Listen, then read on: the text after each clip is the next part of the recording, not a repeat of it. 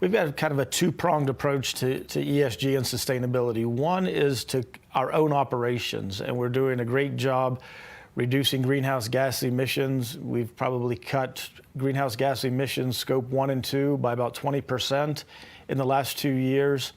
We've got renewable power fueling one of our mines right now. We're building a renewable solar steam generation plant at one of our operations at Ras Al Khair. Then on the product side, we are the largest exporter of ultra-low carbon ammonia right now, which is helping to fuel green fertilizers throughout the world. So that's one side of it. But on the other side, our job is also to help in the development of the energy transition in the kingdom. You know, the kingdom wants to be a leader of mineral processing for the energy transition, whether it's lithium, cobalt, nickel, copper. And our job, while we're exploring the kingdom, is to go out and source those minerals through our Manera joint venture with the PIF by making investments overseas in existing mines and operations, bringing those minerals back into the kingdom and setting up processing hubs so that the kingdom can be a true leader in the energy transformation globally. Well, tell us more about Maaden's plans to expand Saudi Arabia's mining footprint globally.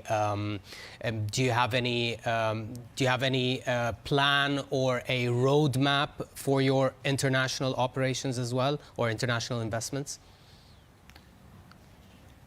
Yes, we've got a very detailed roadmap on our growth, and our aspirational growth is to grow this company by 10 times by 2040.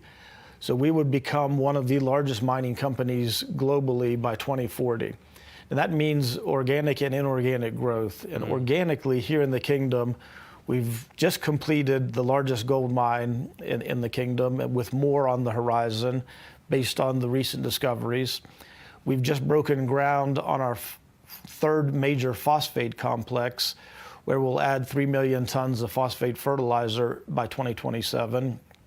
We've got expansion plans beyond that, and then we've got expansion plans in aluminum. So we will be spending over 100 billion SAR in the next decade to grow out and to fully develop the mineral resources here in the kingdom based on what we know exists and based on what we think we'll find. Then on the other side, the inorganic side, we've got our Manera joint venture with the PIF, where we have made one significant investment in Vale Base Metals, a huge copper and nickel producer with operations in Canada, Indonesia, and Brazil, with more opportunities in the pipeline that we're very far along in diligence phases now, that we should be able to make some announcements by the end of this year about the next acquisitions overseas.